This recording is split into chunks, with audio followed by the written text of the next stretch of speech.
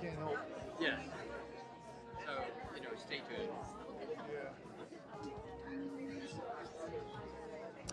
Hello.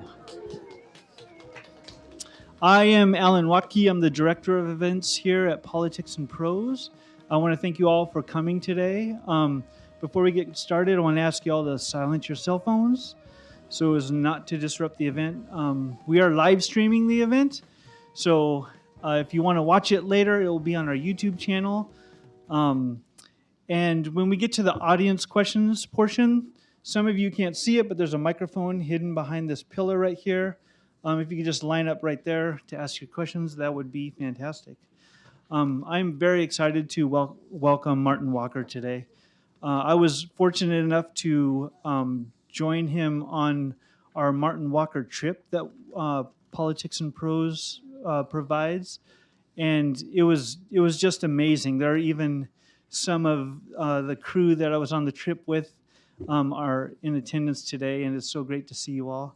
On that trip, we were able to travel. We started in Bordeaux and traveled the Perigord region, and we were able to follow in the footsteps of Bruno. 30 calories. And try the delicious foods and the wine that he writes about throughout the whole Bruno series. We even visited the caves of Lascaux, and those caves appear throughout this series, as I'm sure you're aware. It's just beautiful. It was absolutely amazing. And then we capped it all off with a wonderful meal at his home where they cooked some beautiful food. We had some wine, some cheese, and then he sang to us. It was amazing. Yeah, but the best part of it actually was his storytelling. Martin Walker is just like an amazing storyteller. Obviously, throughout the Bruno series, you can see that in person. It's just fantastic. And so today you're going to be able to witness a bit of that.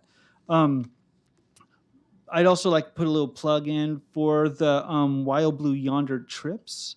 They have decided they're going to do another trip in 2027, so keep your eye out for that. I can highly recommend it. It's definitely worth it and amazing.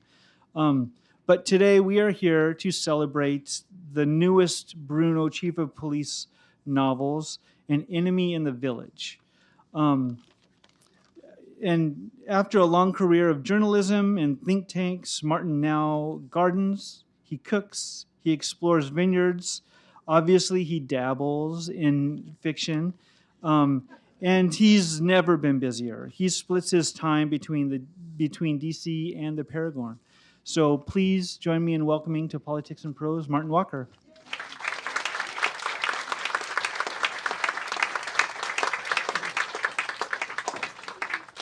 Well, ladies and gentlemen, how very nice to see so many familiar faces, particularly ones whom I have welcomed at my own table and people that I've known for some years. It's lovely to be among friends, so thank you very much for this very warm welcome. And I'm constantly surprised at the way that Bruno seems to have entered into the hearts of quite a lot of people in various countries around the world, and particularly here in DC. And it's what amazes me also is that something about the Perigord means I just keep on picking up ideas and thoughts that turn into stories. And I think that one of the reasons for that is that the Perigord is a very special place. It's not just that it's the home to this famous Lascaux cave that's probably the masterpiece of prehistoric people, dating back some 18,000 years. But that there's another place that I think some of you I might have mentioned it to. It's a place within walking distance of my house that is the world's oldest grave. It's the very first place that we know human beings buried one another with ritual and with respect. And that there was a woman there who was buried, and there was some pollen left around her neck. There were children buried there, and each of them had a stone or 3 stones at the top of the head and at each side, as it were, to protect the skull. And the final person there was a man of about 40 years old, which is quite old for this period, who had not been able to walk for at least 5 years. So he couldn't hunt. So he couldn't help to feed his family or his group, which meant they took care of him. So this is the first time we know people were buried with ritual and respect. And it was enough of a community to take care of one another. 73,000 years old. They were Neanderthals. They weren't even modern humans, modern Homo sapiens sapiens. And it's extraordinary to me that one can feel a connection in a place like that to something so old, to something so different from us, and yet with an echo that speaks to us. And every time I visit Lascaux, and I go every year, I feel this sense of, this is the first archaeologist who went in was a man who came out and said, this is the Sistine Chapel of prehistoric people.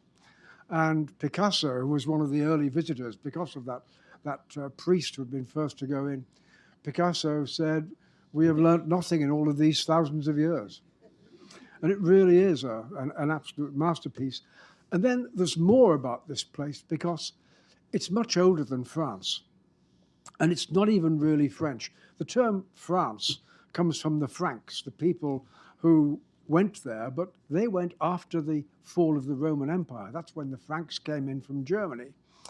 But they never got down to, they never took over the whole southern part of France, which is really, while we have the distinction still between the langue d'ouï, which is northern France, a language where people say oui, and the langue d'oc, the tongue of the people of the south, of the Occitan.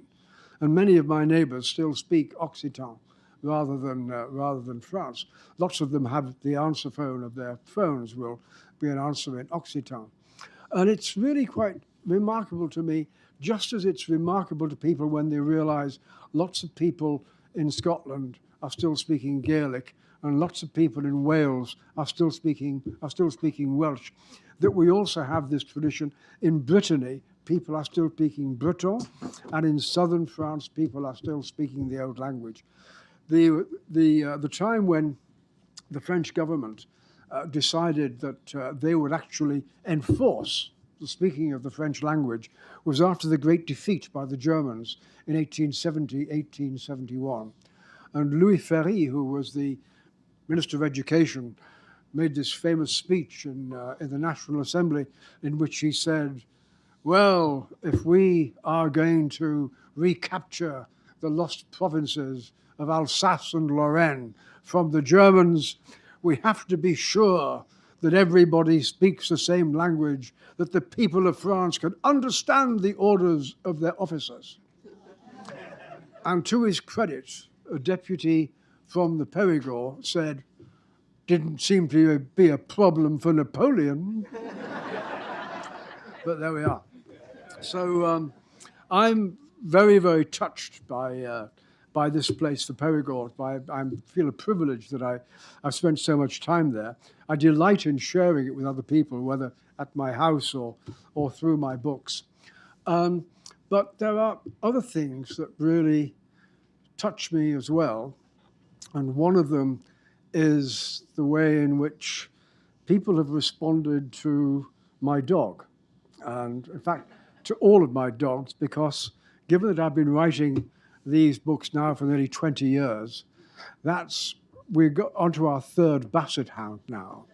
So, and there's one little aspect of this, because Balzac's already become a father. But now at the beginning of this book, after Bruno finds what seems to be a suicide of a woman in a very expensive car, and he goes around to visit the 3 people to whom she's addressed envelopes that are left in the car, one of them to her lawyer, another to a local magistrate who's a friend, and the third to her business partner. This woman has been a pioneer. Her name is Monique. She's been a pioneer in trying to revive some of the semi-ruined old chateaus and to build up a system whereby these chateaus can be rented out for a week or 2 weeks or a month to people who would like the experience of living in a real chateau. And it's become a really successful business. So Bruno goes to visit this woman, who is her partner, who is called Laura. And Laura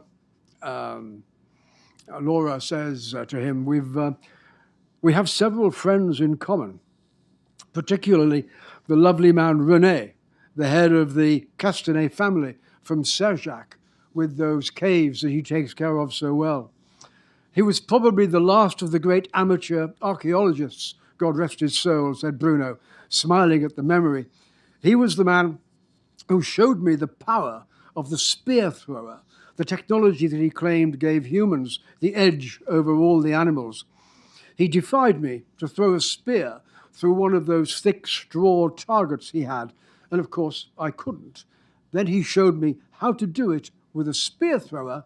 Even at his age, he was already more than 80 years old. Laura made a point of encouraging his account, widening her eyes, nodding with enthusiasm as Bruno spoke, although she must have heard such stories before. She was working hard at establishing a connection with him, probably a requisite of the job that she did that required dealing with the public. As the policeman from Saint-Denis, you're the one with the basset hound, aren't you? She said. And as Bruno nodded agreement, she went on, was that where Monique died, Saint-Denis? It seems far from her usual haunts. Yes, on a very quiet road near Saint-Cirque, with a fine view over the Vézère valley. I've been hoping you might tell me if there was any special significance for her. We have some clients around there, but I really don't know. You should ask her old school friends. The reason I asked about your dog is I think you'll find a pleasant surprise in this room. She opened the door with a flourish and steered him in.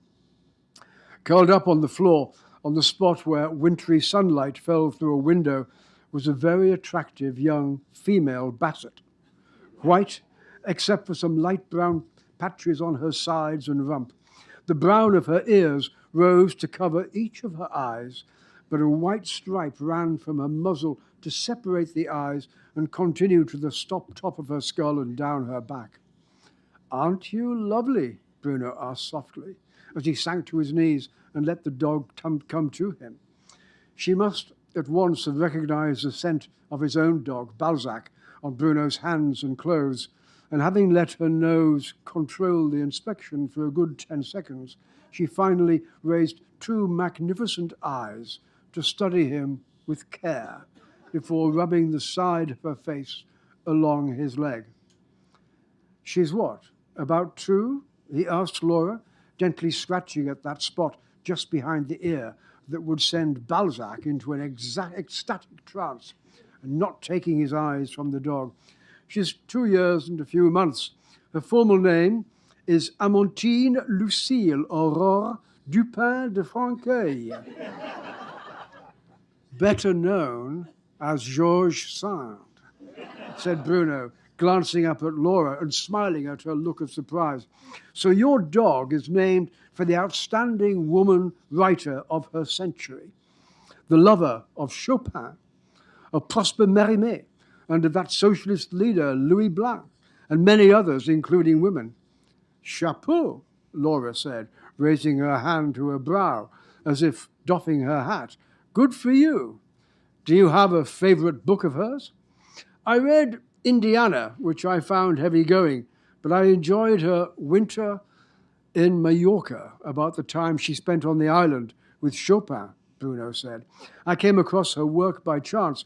You remember that fuss a few years ago about whether her remains should be placed in the Panthéon in Paris? That was when I took one of her books out of the library, out of simple curiosity. I became intrigued by Sand when we had to read her novel Mauprat at my grammar school, and I was captivated by the sexual politics, Laura said, giving him a look that was half challenging, half teasing. The brutish man civilized by the beautiful, intelligent woman, she said.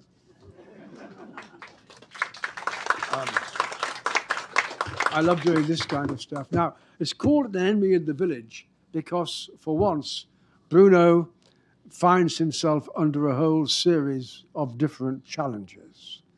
There is a problem with a crooked cop whom he has to deal with. There is another problem with the powers that be in the gendarmerie.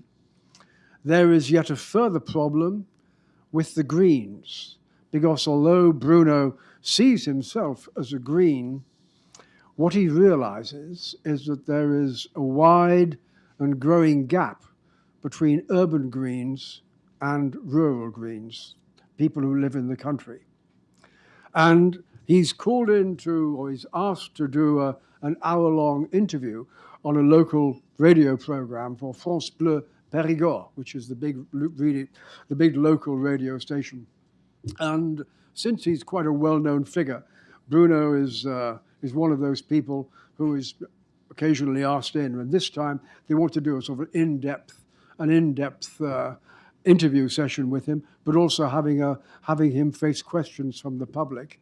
And unbeknown to Bruno, it's been organized by the Greens to ambush him on air with a whole series of different kinds of questions which Bruno has to tackle. And Lord knows he's never quite been in this position before, but he has to sort of man up to it.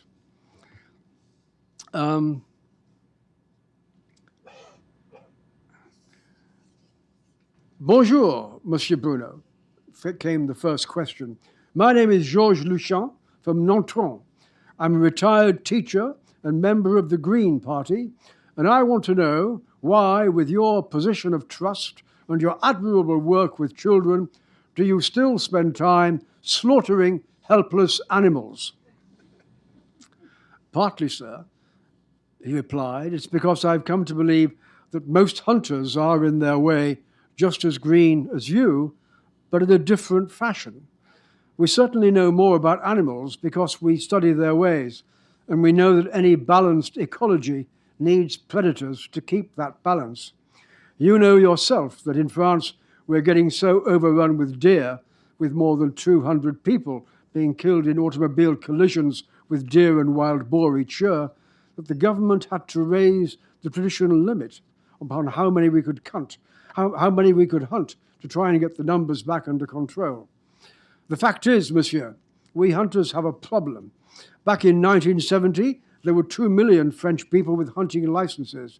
We're now down to 1 million, and we have far more work to do because your green policies mean we have to deal with a population explosion among deer and among wild boar. Next caller, announced Marido, the station chief broadcaster. Hello, I'm Gabrielle from Vézère, came a childish voice, and I want to know why you eat foie gras when it means the poor ducks and geese have to be force-fed and stuffed. Bonjour, Gabrielle. I eat foie gras because I like it, and the ducks and geese have to be stuffed. And the ducks and geese don't have to be stuffed. More and more farmers are producing foie gras by letting the birds eat freely as much as they want, without force feeding. The point is that ducks and geese are migrating birds, and to make their long flights up to Scandinavia or south into Africa, the birds need lots of energy. They store it in their livers, which routinely swell to 3 or 4 times their normal size in migrating season. If you don't like that system, don't blame me. It was Le Bon Dieu, or Mother Nature, who invented it. And so it went on, with requests for Bruno and the other local cops to police the rubbish collection points, stop people from dumping old fridges in the woods. But more than every second question came from somebody declaring themselves to be green or vegan. And the youngest asked in a piping voice how Bruno could kill his own dear little chickens. So somebody has got it in for Bruno, which is why I called this book The Enemy in the Village, partly because I thought he was having a bit of an easy ride. So I thought it was time to give him a bit of a challenge. But there was one other aspect of life in the Perigord that I could not let go unrecorded. I think many of you have probably read in the past about a place called the Vieux, which is a restaurant, a particular restaurant in the Perigord, in a place called Tremola, which is my favorite restaurant in the world. And I've become great friends with the people there who run it. And it's by the way, it is the place where Henry Miller stayed when he was living in the Perigord. He was the old gentleman who first turned the Vieux into a great restaurant, recounted to me how, as a boy in the 1930s, he had been helping his mother and his grandmother to produce this local pension, try and make it into a better restaurant. And a chap came to the door, dressed only in a floppy hat and a pair of khaki shorts, and asked if he could stay for the night. This was Henry Miller, who was doing on a canoe trip all the way down the Dordogne. And he obviously liked the area so much and liked the food he was eating so much that he stayed there for 3 months in the Vieux, and he wrote his book, The Colossus of Marusai, there, which is a book in which he pointed out that as long as the Dordogne region continues to exist, poetry will never die in the hearts of men and women, which I think was a pretty good line. Anyway, I love the food there, and Vincent Arnaud, who is the chef and who turned it into several Michelin stars place. Vincent produced a book a few years ago, and he asked me to write the introduction to it. It's a book of his recipes and about the food in the region. And so I couldn't resist the opportunity of having a dinner at the Vieux. And it's a dinner organized by a number of women who were all friends of this woman who had died, who had committed suicide. And they invite Bruno along as the only man who is going to be there. And I thought, well, this would be a rather nice treat for Bruno. And particularly, I made a point of using some of my favorite dishes from Vincent's cuisine at the Vieux. And so we start off with a particularly start off with a dish named foie gras d'esturgeon, tartine de champignons à l'huile de noix, a modest title for a most elaborate dish which began with a very thin layer of smoked sturgeon, on which had been placed an inch-thick layer of foie gras. On top of that was a thin slice of green apple, very briefly cooked in verjus, then another layer of foie gras, topped with yet another layer of sturgeon. This had been compressed with weights while being chilled, so that when sliced and served, it looked almost mathematically precise. On top of this was a very thin slice of toasted brown bread, which was covered in thin slices of white mushrooms and shallots, which had been marinated together in sherry vinegar and walnut oil. Conversation ceased, save for murmurs of appreciation and muted expressions of surprise and delight, followed by purrs of satisfaction and contentment as the glorious sweet white wine that was brought with it, a Montbazillac from Château Kirgou-la-Gravière. And the women all reveled in the, Bruno was accustomed to dining with women who enjoyed their food, but he would not recall that he had ever been in the company of women so very well dressed and stylish, reveling quite so shamelessly in a dish. They have a long conversation. The next dish was a magnificent mignon de veau rôti, a filet mignon of roasted veal, topped with a ravioli filled with the yolk of an egg, that was itself topped with slices of black truffle from the Perigord. It was accompanied with rondelles of onion and plumes of fresh asparagus that Bruno assumed must have come from a hothouse. The wine was a Chateau Perigord Cuvée Hortus of 2019, a classic of the Vézère. Mon Dieu, announced Ghislaine, raising her wine glass. How I wish that Monique were with us here to enjoy this meal. So here's to her, wherever or whatever she might be, angel or spirit, cosmic wanderer, ghost or simple memory, that we all may here share. All may here share. The final dish that is brought to them was brought by Vincent himself, who said, I know you've already had your cheese course, but I wanted to finish with my particular favorite, my vacherin, a vacherin aux framboises, sorbet framboise betterave. Thank you all for coming. And Bruno, my friend, I think you must be the luckiest man in France tonight, surrounded by these charming women. As Vincent left to applause, the group was exploring the plates before them, realizing that what looked to be white mugs were in fact made of meringue, and that they contained a sorbet of raspberries and beet that had been transformed into something unusual and sublime, topped with a vanilla-flavored chantilly cream. I hate to break up this perfect mug, but I really love meringue, Ghislaine declared, tapping the size of the tall white tube until it shattered, and the mingled juice of beets and raspberries flowed bright crimson against the perfect white of the meringue. Like blood on snow, thought Bruno.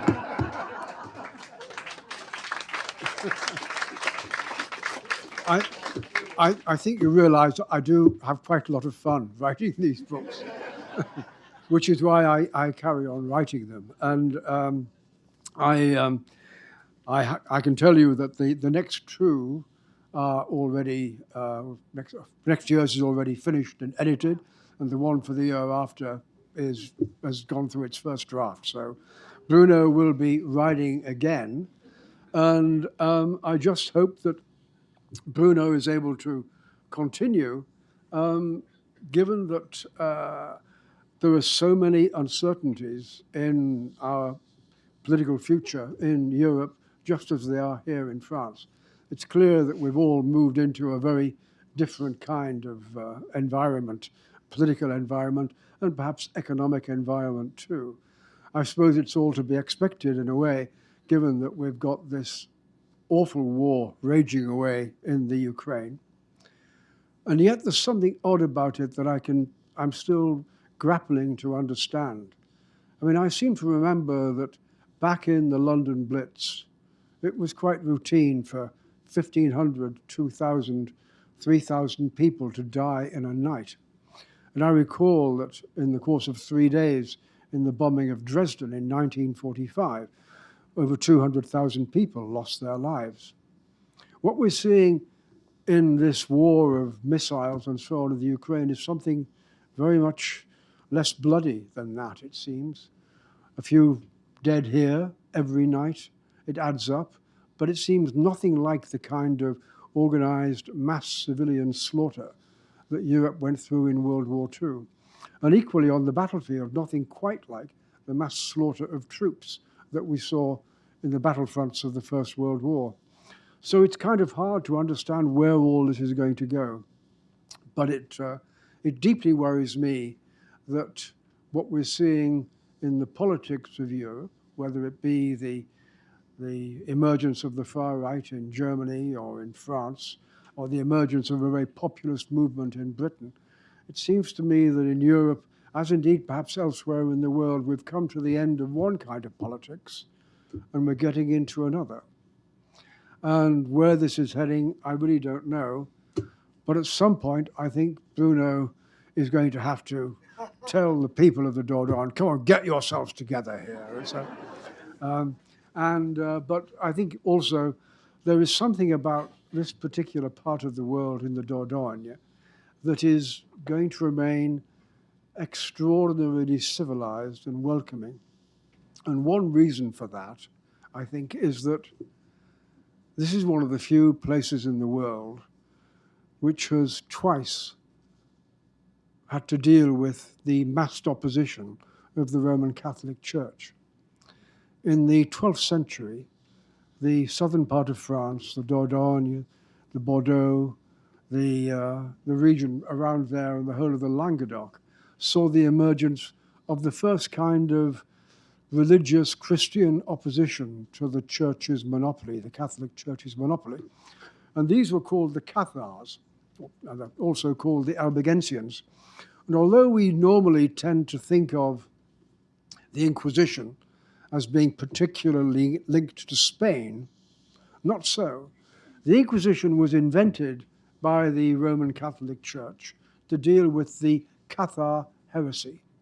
And basically the main issue that they hated about the Cathars was that the Cathars were, like the later Protestants, great believers in there being a direct communication between a Christian and his God, without need for the separate language of Latin, without need for the separate intermediary of the Roman Catholic Church and the priesthood.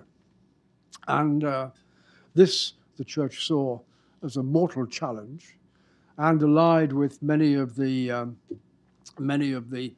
nobles of northern France to see this as an opportunity for a great deal of a lot of land grabbing. But anyway, one of the ways I think that the role of the church could be summed up, and as I say, they invented the Inquisition to deal with the Cathars, is that the cardinal who was in charge of the anti-Cathar movement was at the siege of Bézère, where there was something like 15,000 people inside. And the head of the army, the head of the general who was commanding the army, said, I'm afraid we believe an awful lot of those people inside that besieged town of Béziers are in fact good Catholics. And the cardinal replied, kill them all, God will know his own.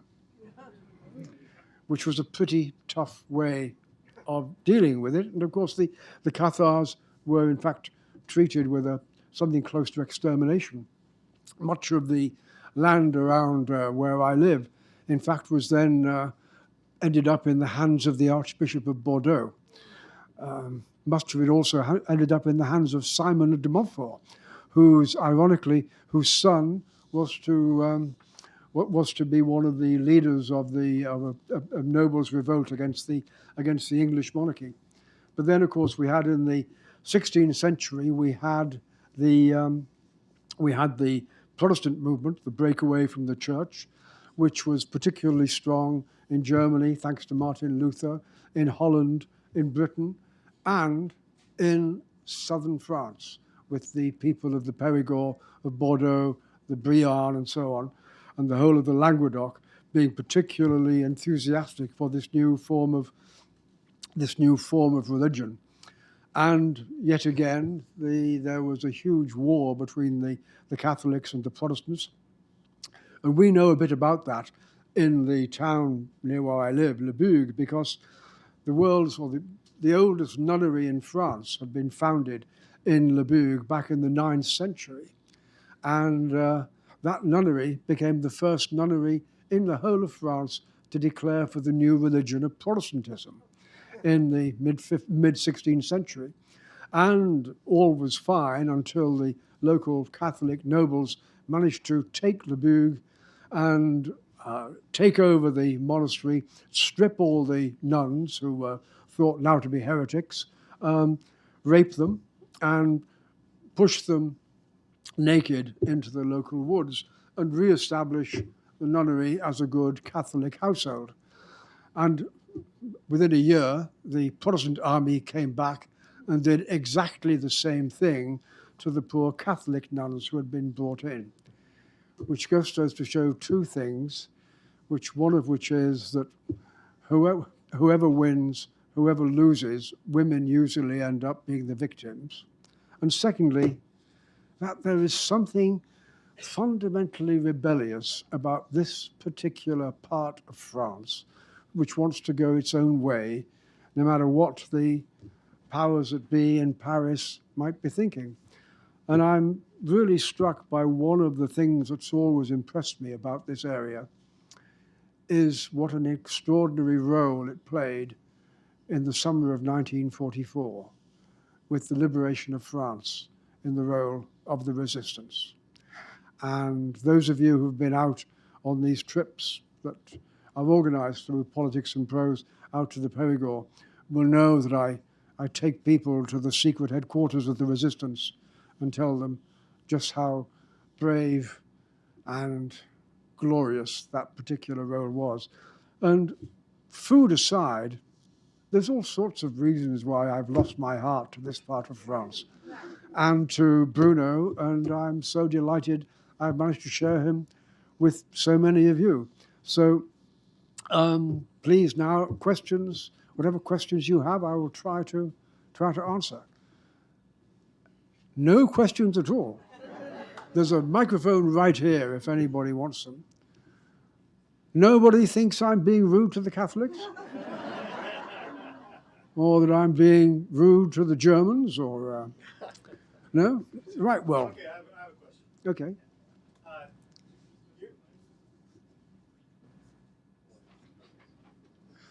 The microphone's right there, just behind the pillar. So your inspiration for the books, I know that you've talked about the resistance, you've talked about truffle, Yeah. Chinese invasion in the truffle markets, and a whole bunch of different subjects. How do you come up with those ideas, and is there a favorite of yours that you've thought of over the series? I think the last book I finished is always my favorite, or at least for a while. But when I look back, what I'm really quite surprised by, and in a way amazed by, is how much not just Bruno has developed, but this community of his friends and neighbors has developed. And that one of the things I get from readers, not just here in the States, but in all of the other 18 countries where Bruno is now published, is a sense of people seems to almost to have adopted this community of people in Saint-Denis, Bruno's friends, the mayor, the riding school, Pamela, Florence, the doctor, Fabiola, Gilles, the writer, and I have great fun doing this. And I think it's now sort of just grown into something almost real in my own head. And I sometimes, wonder, well, I wonder if I'll see Fat Jean in the market today when I go down. Yeah, it's become very much bigger than my own thoughts about this. It's taken on a life of its own, which I feel particularly delighted about. Thank you. You are originally British and have written about a foreign place so well and so interestingly. I'm sorry, can you speak closer? Am I? Yeah. You've written so interestingly about people in some place you didn't grow up in. Have you ever met Donna Leon? She's done sort of the same thing for Venice. Yes, I know Donna Leon because she and I are both published in Germany by the same publisher, Diogenes. And they had a big anniversary party a couple of years ago. And since Donna and I are two of their authors, we got to know each other. And what I'm startled about with Donna is that she does not let her books be translated into Italian. Because she thinks that she's so critical of the Italians and of their governments that this would cause more harm than good. But at the same time, she is doing an absolutely extraordinary job as a goodwill volunteer and supporter of music in Venice, and particularly the Grand Old Opera House of La Fenice. So I'm full of admiration for Donna, and she's now up to 30 books, I think. So I'm going to have to get my skates on, I think. Do you allow your books to be translated into French? Oh yes, I mean my books are published in French, but the book that certainly isn't published in French, and which has caused me a lot of difficulty in French, is the cookbook, which originally came out in German, and then came out in English. And in fact, I remember with my wife Julia, we were both here launching the book here in Politics and Prose, and I'm not sure if I revealed this at the time, but I was terribly proud that at the Frankfurt Book Fair, and also at a big event in China, international food event in China, the Bruno cookbook was awarded a prize as the world's best French cookbook, which I thought was jolly good, but the French people were not at all pleased. And I remember being on radio on Radio Perigord, and they said, "How can a Scotsman possibly produce the world's best French cookbook?" And I said, "Well, I didn't. I just took your own recipes to try and get away from it." But yes, it can be tricky, this whole. Thank you for the question. Hello. Hello.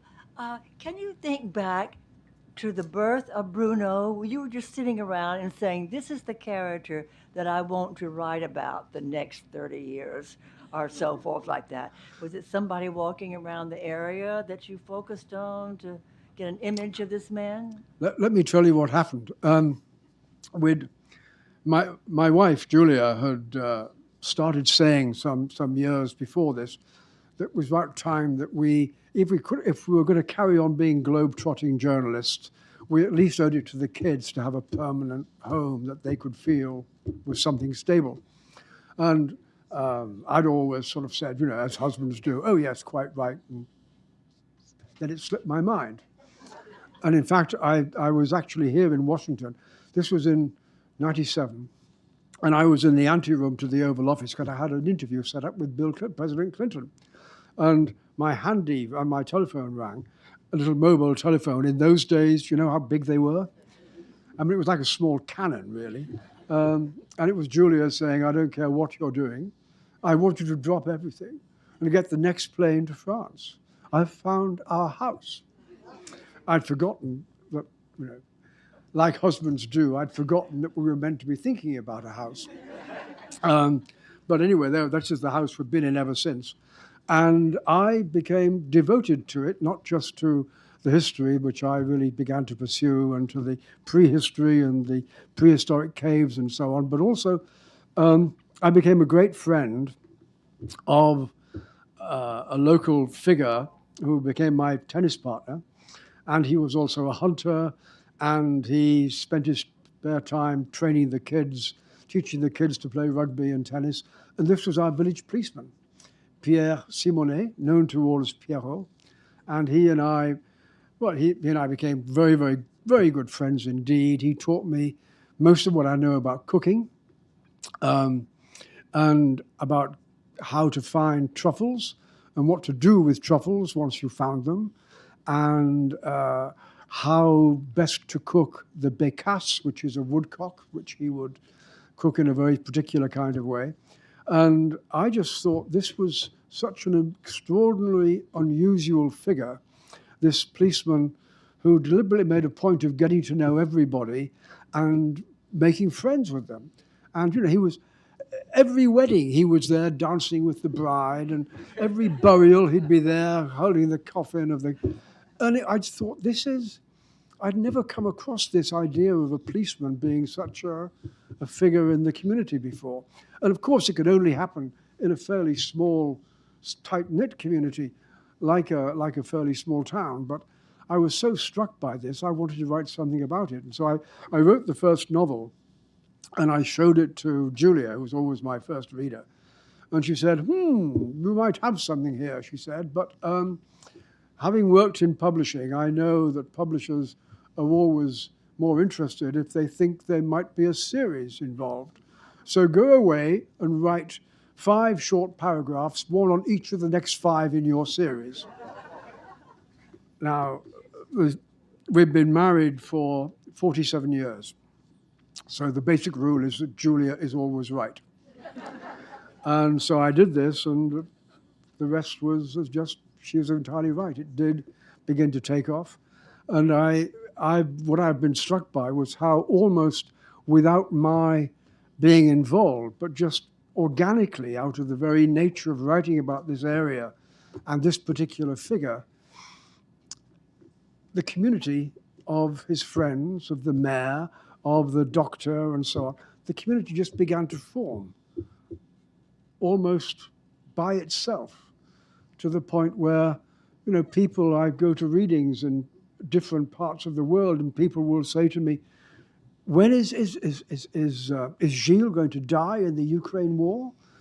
I mean, they have particular questions about individuals, and is Isabel going to get married to this rich man she's been seeing in Paris? And I mean, I don't know. I mean, this thing's bigger than I am. I mean,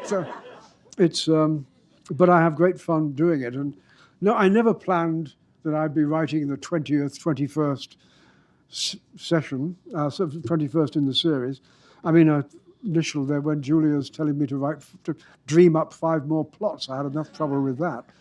But no, it's great. It is great fun doing this. And it was very sad burying my dear old friend Pierre Simonet, just as it was very sad seeing that with 3 of the bassets, we're into our 3rd basset now. Time moves on, and I'm very delighted that at least the idea of Bruno can carry on with it. Any other questions at all? Thank you. Thank you. Yes, we've gone to the Perigord region every September for quite a few years, so we know the region. Good. But one thing that always I notice is that the people that we tend to meet, the people that invite us over for dinner, are expats. And at the expat dinners, they mostly have other expats. I mean, they may have 1 or 2 French friends, but mostly they have expat friends. You seem to have gotten beyond that. Just from reading your books, you obviously meet a lot of people. How do you do it? Well, I mean, I spoke French before we went there, but it's more than that. I mean, I like the French, and I like playing a role in the town. So I'm a member of the tennis club, where I volunteer to help do the cooking during tournament week, and so I've been a treasurer of the local tennis club. I've been elected vice president of the local town rugby club, and I'm still vice president of the town rugby club. I spend most of my days speaking and reading French rather than English. So I don't know. I've just got to know people because I'm fascinated by the life that they lead and the way that they run their town. I've gone through 3 mayors. I'm on to my 4th now, and none of them is really a match upon the first one, who was the original model for Gérard Mangin. But the town itself, I mean, Le Bourg is not Saint-Denis, but the town remains absolutely captivating to me, and I feel very much at home there. And I love delving into the history of the place, and you know, I love being part of it and helping the local sports teams and all that kind of stuff. On behalf of our town's book club, I want to thank you for giving us such good fodder for reading. We have turned to mysteries with food in them, and you are our current favorite. We like Donna Leon. We make a rule, never read you or Donna when you're hungry, always after dinner or after lunch. Louise Penny and Inspector Gamage, and Jean-Luc Banalek and the Brittany novels. But these mysteries with food, they're just delicious, and we have to thank you. Well, thank you. Thank you, and bon appetit. The other thing that we haven't mentioned at all is I've really become very much a partisan of the wines of Bergerac, and we have something like 800 vineyards, and I've actually been to more than half of them. And for many years, I would write a monthly column in a local newspaper about wine, but always about the wines of Bergerac, because I thought, well, anybody can write about the wines of Bordeaux or Burgundy and so on, but the Bergerac's not too well known. So I like going there and buying their wine and tasting the wine and getting to know quite a bit more and more about it. And so I'm now on the jury of the local wine associations, which chooses the best white wine of the year, the best red wine of the year, the best vineyard, and we have an organization called La Vigne de Bergerac, which dates back to the 12th century, when the English king, because this was a time when England ruled this part of France, when the English king was in fact the lord of Bordeaux and Gascony and all the area down Perigord down to the south coast at Montpellier. And it was the king of England who established the Vigne de Bergerac as a way to ensure fair play from those bastards down in Bordeaux who make, just because their grapes ripen a week earlier than ours, because ours are further upstream and higher, these bastards from Bordeaux always say, oh, we've got no room for your barrels of wine. All of our warehouses are full. And moreover, you're going to have to pay a rental for you to store your wines in the boats before they can be exported.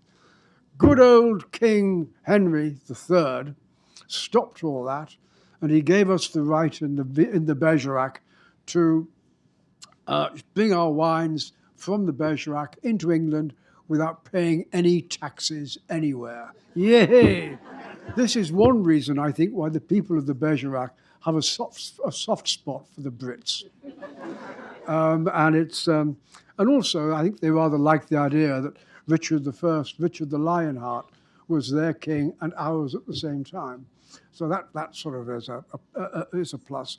But I had great fun writing about the wines and the history of the wines, and I was delighted to be made a Grand Consul of the Vigne de Bergerac, which is an honor which I shall be grateful for to the end of my days and raise my glass to it very frequently.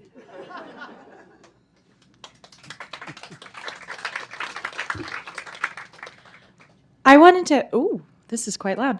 I wanted to ask what the biggest life lessons you think that someone can learn from Bruno, or that you've learned from Bruno, and how you incorporate them in your life. Gosh, the biggest life lesson, I think the biggest life lesson I've learned from Bruno is if you're going to live in a community, you've really got to give a lot back to it. That, a community doesn't just make itself. People make it. The friendships we make, the enemies we make, all help to make it. And we really are, a community is as good as its members. And so I've learned an awful lot from the people of the Perigord, not just about wine and about food and about history, but also just the degree of civic action and civic co-responsibility that people have and that people feel is very, very important to me. And so I've learned an awful lot from them. And, in a way, anybody who's been a journalist, as I was for so many years, you tend to step back a bit from whatever it is you're writing about, because you don't want to be parti pris anyway. You want to maintain a certain distance. But that's not how communities get built.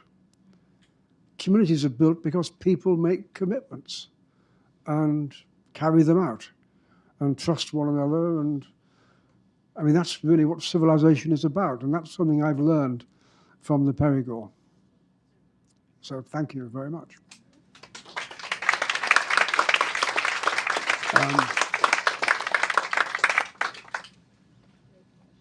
No more questions? Yes?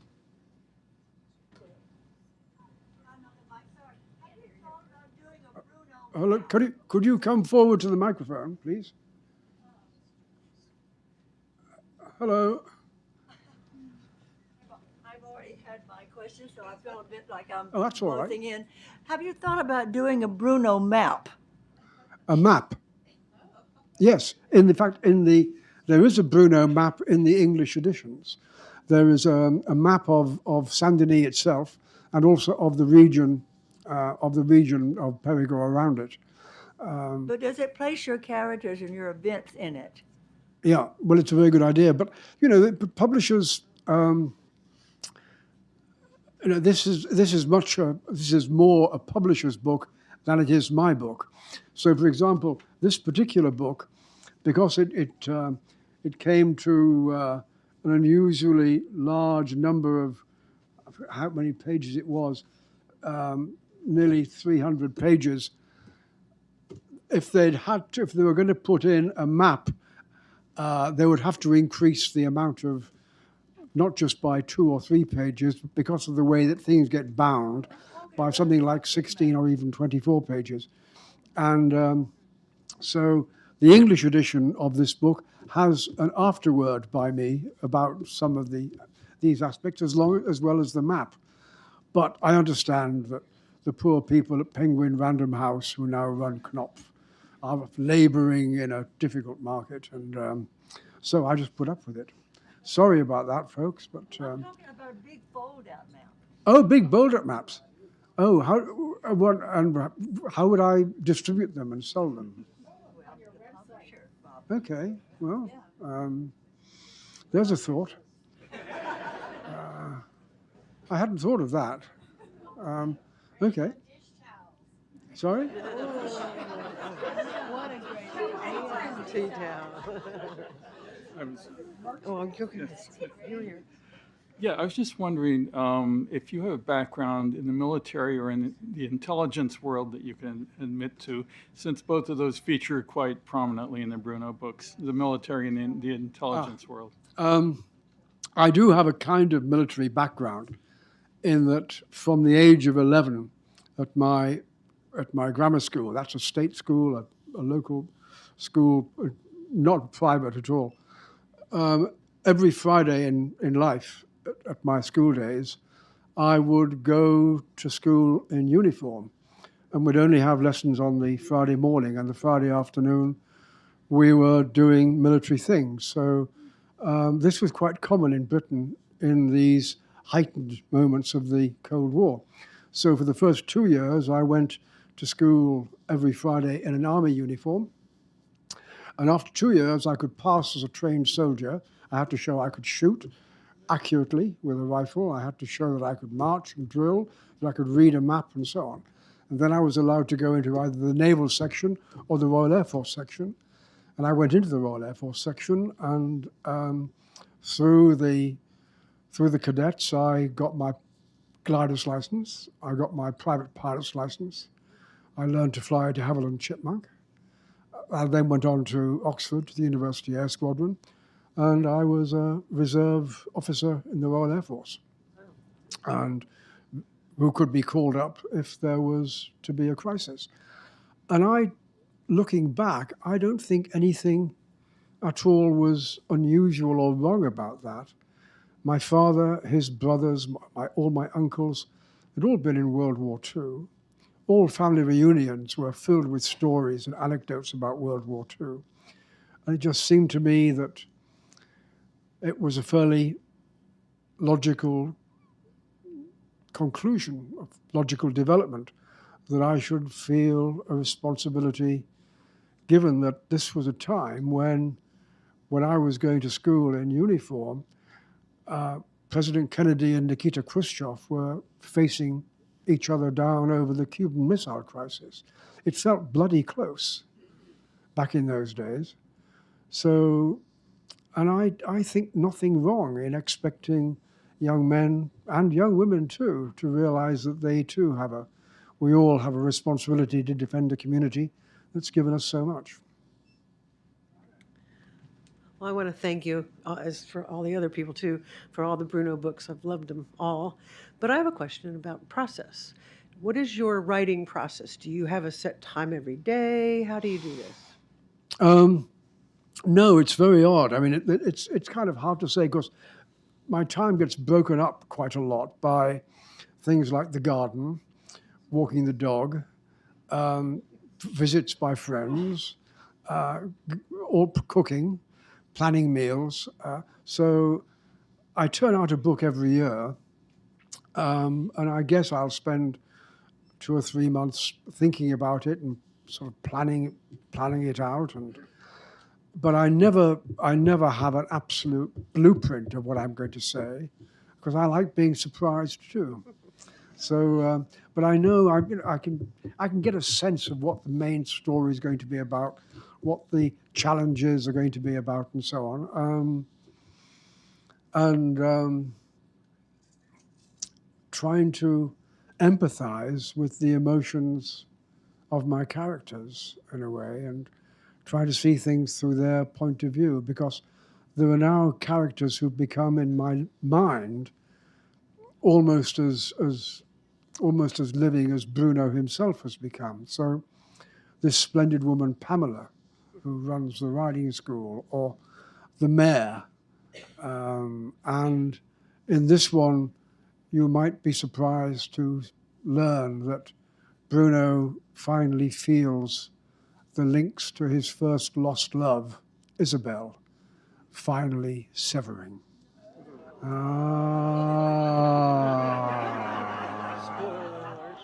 But I think it's also fair to say that I really thought it was about damn time that Balzac had a beautiful young basset lady to go for as well. So, yeah. Well, thank you. Thank you.